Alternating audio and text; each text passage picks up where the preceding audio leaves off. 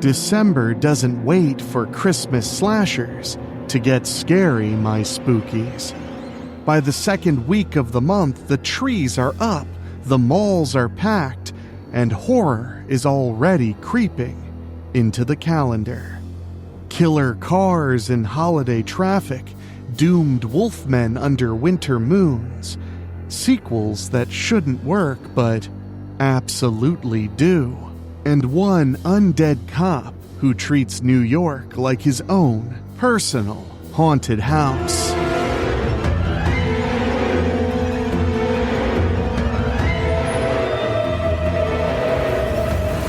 Welcome to This Week in Horror History for December 8th through December 14th. And this is the show where we flip through the dates, dig up the weird, and hand you a watch list pulled straight from the past. Tonight we're talking cursed Plymouths, classic Universal monsters, meta slasher mayhem, an undead cop with a stunt team from hell, and quite the rap tribute, and one giant spider to finish the week. Coming up, a possessed Plymouth Fury that roared into theaters right in the middle of Christmas shopping season. The definitive movie werewolf that made fur sprout under a full moon at Universal. A slasher sequel that proved you can follow up a phenomenon if you go bigger and nastier.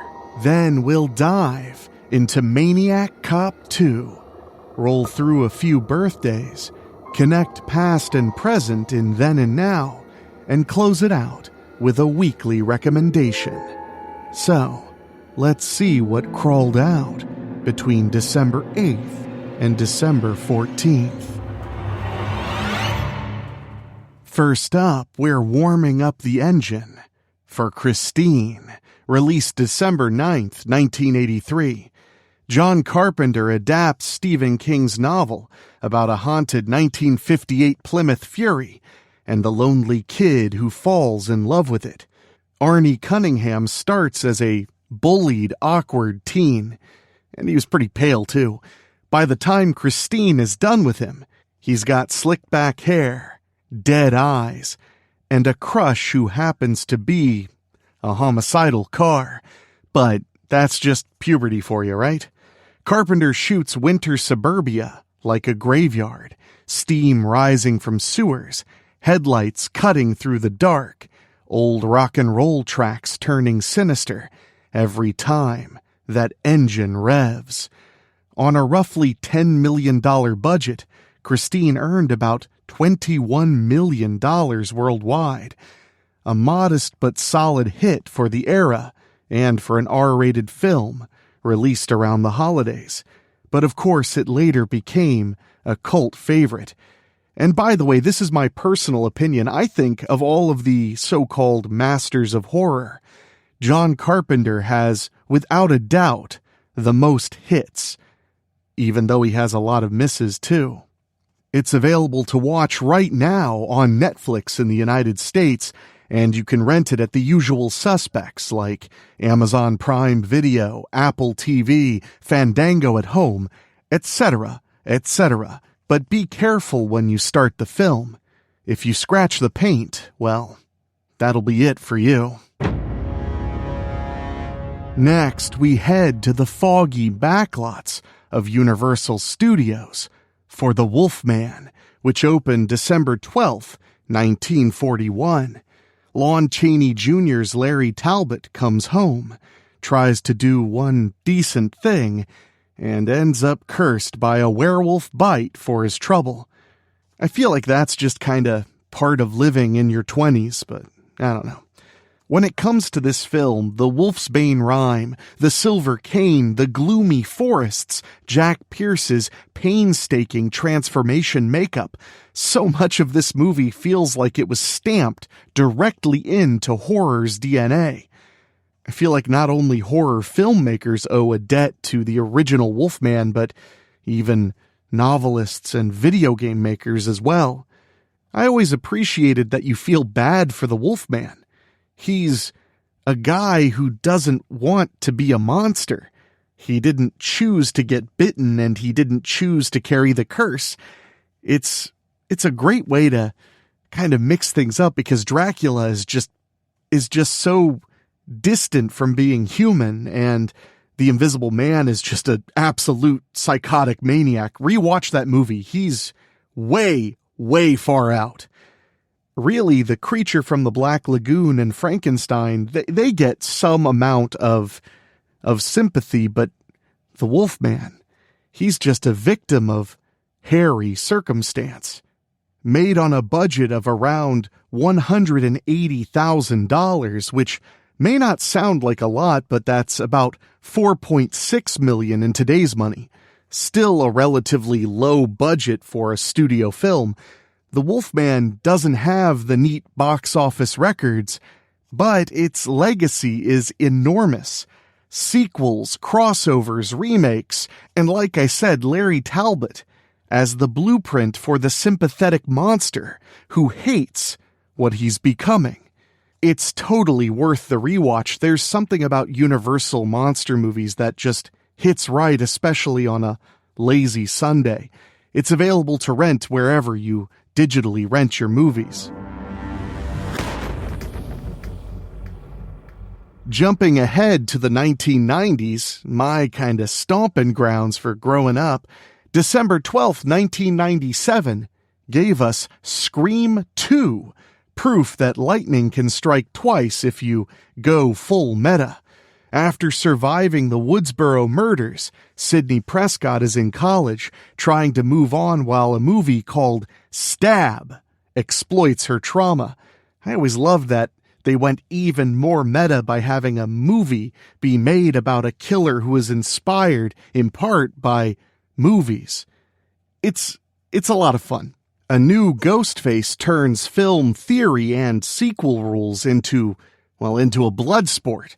On a $24 million budget, Scream 2 hauled in roughly $172 million worldwide, transforming a quick turnaround sequel into a bona fide hit, and cementing Ghostface as a long-term franchise slasher.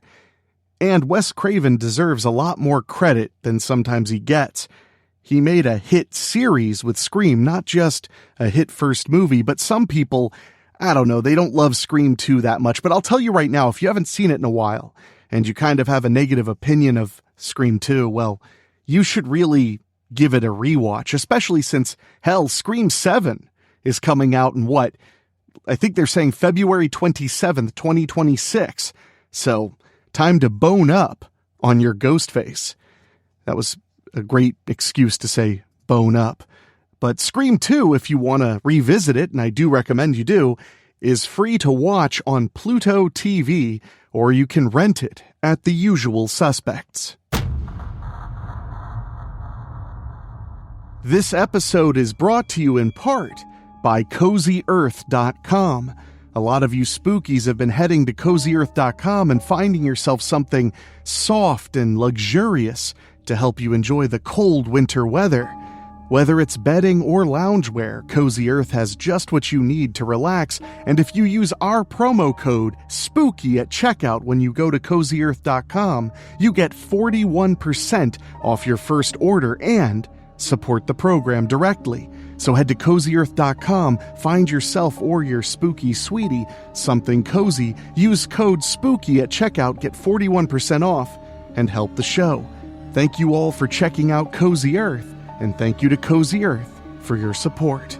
After the break, we're leaving the classroom and chasing one very angry cop, one who refuses to stay dead.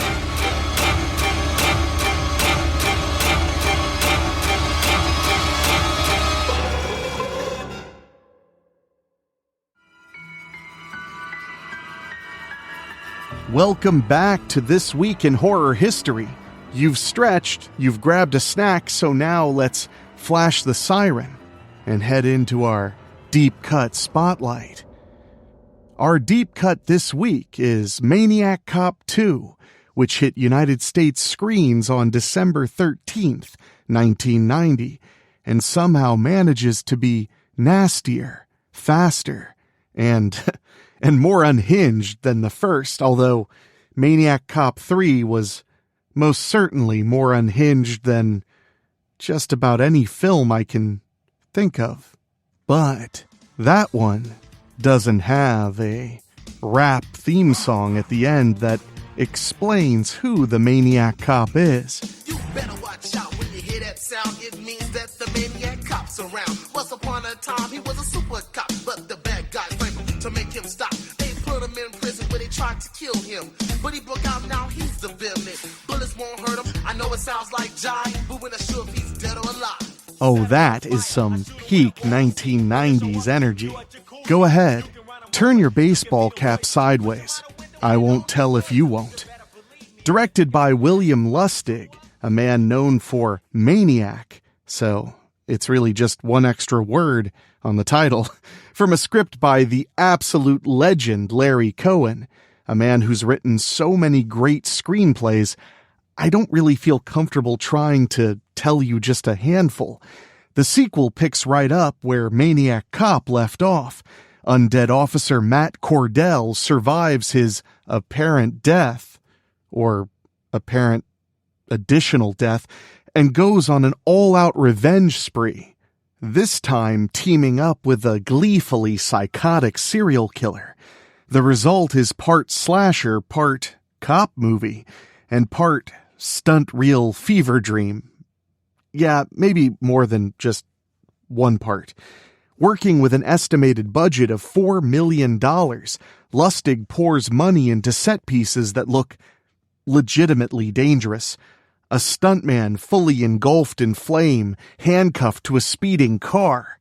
A subway chase that feels like it wandered in from a gritty 1970s thriller, and a prison riot that turns into a one-man supernatural massacre. You know, there are just some sentences you don't really think you'll ever say. The increasingly unhinged performance by Robert Davi also helps the film quite a bit. Because the movie was largely aimed at the home video and cable market, there isn't a box office gross to talk about, but it massively overperformed its station on VHS shelves and late-night TV, becoming one of those, if you know, sequels. It's currently streaming on Amazon Prime Video with subscription or free with ads, as well as on Tubi, Pluto TV, Fandango at Home for free, Philo, Plex, lots of places, or you can rent it if commercials aren't your thing. And if you're looking for a double feature this week, make sure to pop on the original Maniac Cop, then roll straight into this one. Handcuffed and on fire. You'll see just how much the sequel cranks every dial it can reach. Speaking of, it's kind of like Crank and Crank 2 in that way. All right, a quick birthday roll for some horror-heavy hitters born in this window. Horror-heavy hitters.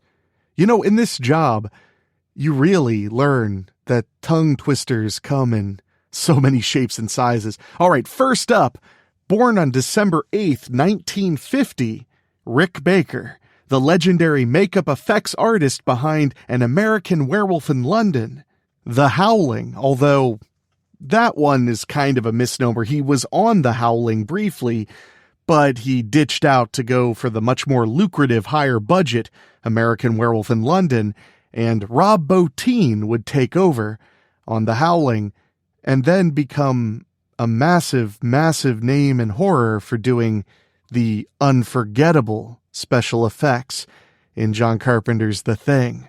Rick Baker's pedigree is hard to narrow down. He has such a massive oeuvre of work in and outside of horror movies. Films like Harry and the Hendersons, Coming to America, Ed Wood, The Nutty Professor, Men in Black. All of those films, except Coming to America, he won an Oscar for, if I'm remembering correctly. Our hats go off to you, and a happy birthday, Mr. Rick Baker. Born on December 11th, 1922, Mela Nurmi, known by many as Vampira, often cited as the original TV horror hostess whose silhouette, eyebrows, and deadpan humor helped invent horror host culture, and as a this feels so weird to say, as an inducted member of the Horror Host Hall of Fame, I just want to say, happy birthday, Vampira, and thanks for everything. On December 12th, 1949, Bill Nighy was born. Famous for portraying vampire elder Victor in the Underworld series and a reliably spooky presence in everything from Shaun of the Dead to I, Frankenstein, and a lot in between.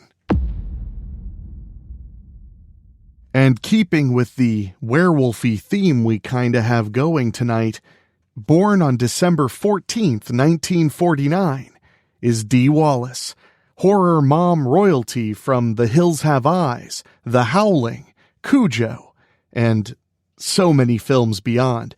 Dee Wallace, we hope you're having an awesome birthday, and maybe even a cruel Yule, too. Let's raise a glass, or a lit cigar, or a cheap VHS clamshell in their honor.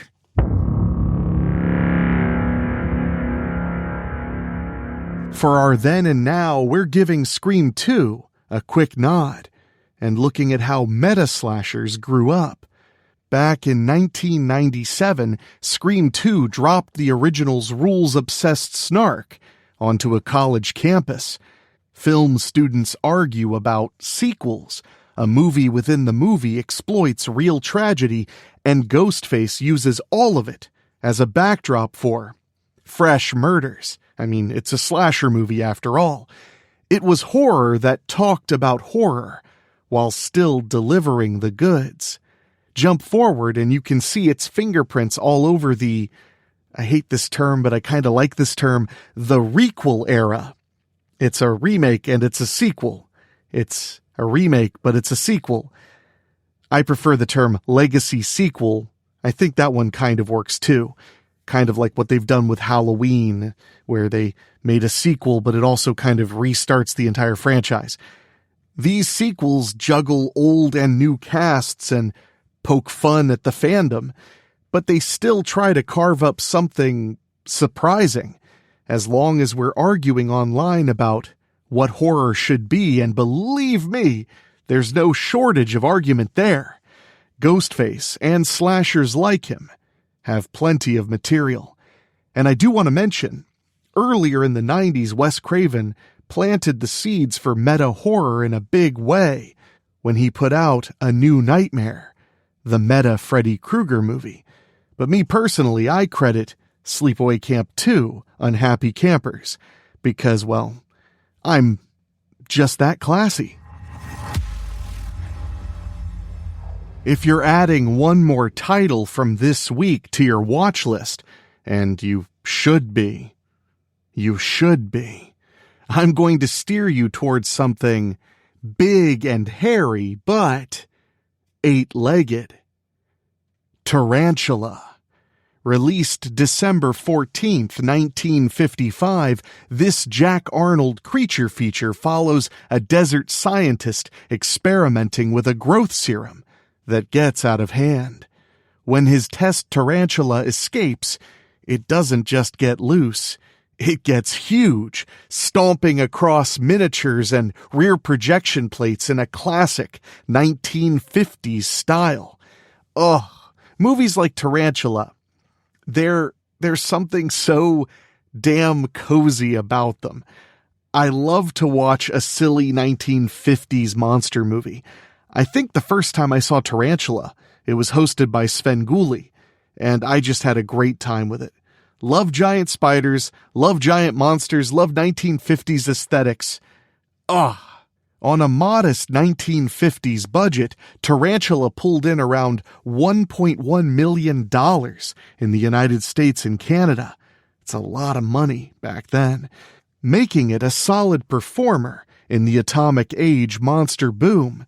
It's a perfect snapshot of Cold War anxieties channeled through, well, a giant tarantula. And it could pair perfectly with so many sci-fi monster movies about giant spiders or just killer spiders in general. If you want to go high class, you team it up with Arachnophobia. If you want to go even lower class, which I would, you team it up with the giant spider invasion. Or if you want to go for just out-and-out fun, well, I suppose ice spiders would be a good combo. Sorry, I love a good giant spider movie. You can check out Tarantula just about anywhere you rent movies online. Man, that should be on Tubi, damn it. That is such a Tubi kind of movie. All right, I'm going to get Richard Tubi on the phone after this show. Well, my spookies, that's going to do it for this week in horror history for December 8th through 14th. From cursed cars and classic Wolfman to undead cops and giant spiders.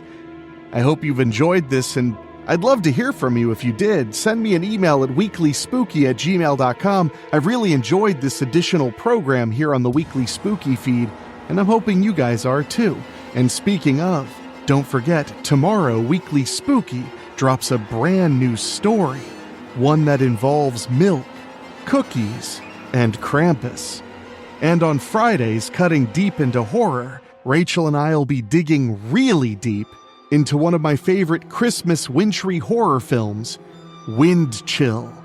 So, make sure you're subscribed and listen to all the great, bizarre, and spooky content we've got ready to rock and roll just for you.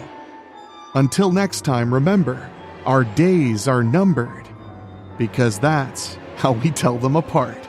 I'll see you all in the past.